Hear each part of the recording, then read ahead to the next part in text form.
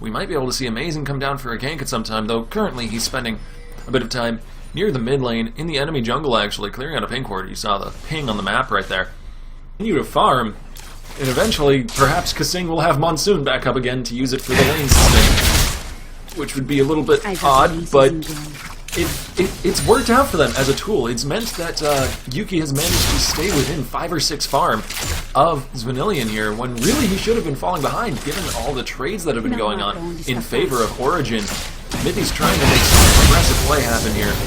Zones them away, because they really don't want that fight. Probably confidence by them, especially considering that Amazon's off around behind, sitting in the bush near the tower there. Wonderful tower dive. Let's get back into what's going on currently. Stop raving about what just happened. Dragon still yet to be contested by either team. If either side had gotten a true advantage there without having to give up so many hit points, because, well, Origin did get the advantage there, but Amazing went incredibly low. Everybody was really low. One of them died, so they didn't really have enough pressure on the map to go and take the dragon, so it's still it still has yet to be taken out.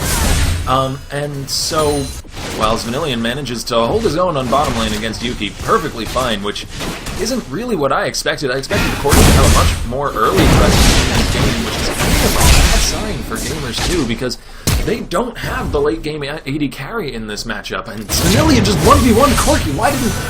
Directed camera.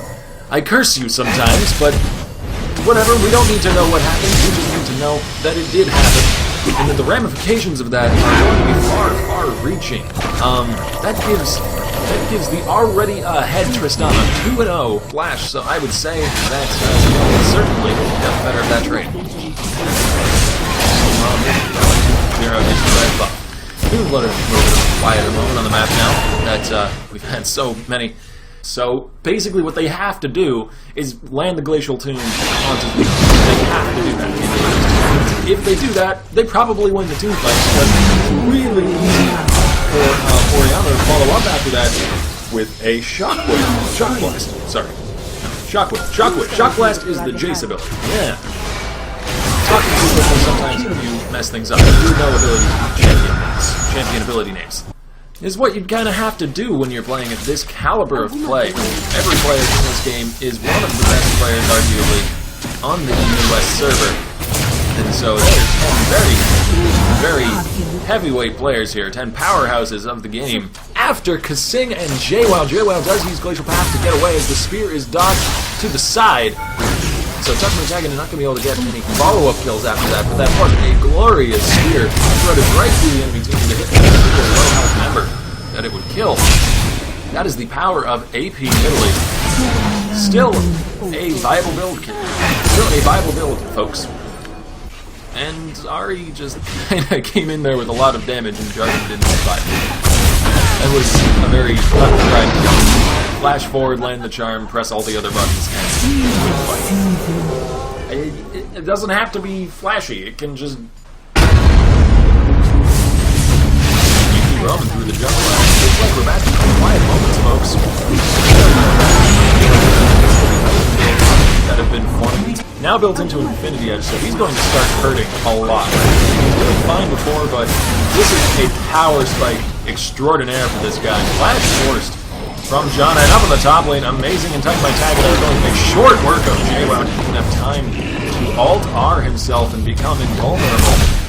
Has eaten a few auto attacks from Tristana, goes down fairly low as Animator. What are you doing, Animator? You don't have a team to follow up. He's forced to flash out of there, and Amazing's going to keep on with the chase. Nice sidestep. Just avoiding the Q. He's even hit by the killing sniper, so he sidestepped that while slowed. Well done. I mean, his mechanical skills are obviously on point, but I'm still a little bit confused as to why he decided to try and go for that one. Well, back up right now. Everybody tries to go get basic. He's 2-1-3 on that Ari, which is a respectable KDA, but he has Deathfire Grasp, and that's the more important thing to know. Ooh, however, JWoww might be able to handle it. He does bring it down, mainly because he was under the tower when he tried to fight him. But enough backup shows up inside of Origin to at least take revenge on their fallen comrade. Animator, good God! That Jarvan is quite squishy. He has no armor items yet, and Zenillion, as I've mentioned a few times now, very nice thing. Touch my Tagada under the tower, though, and he gets stunned up as well. That was a misstep. JWoww finishes off that kill easy as pie. Now Andrew is in a bit of trouble. He gets kicked away, but through Kassim's Monsoon. So half a second he spent in the edge of the Monsoon actually saved him as Shockwave completely whiffs.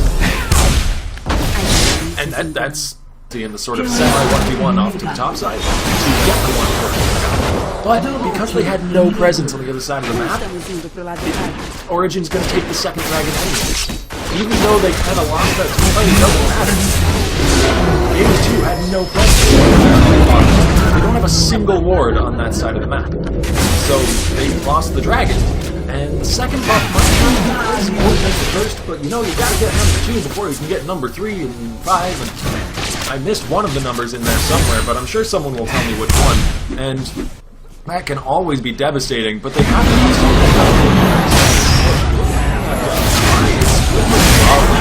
And now roaming up to mid while Lissandra's busy dealing with the minions, this rotation to a team fight has a heavy favor of Origin. If they get caught out here, Yuki is in a lot of trouble. He gets charmed back. One deception brings him down. That is exactly what I was talking about. Wonderful play by Xpeke here. Beautiful map movements.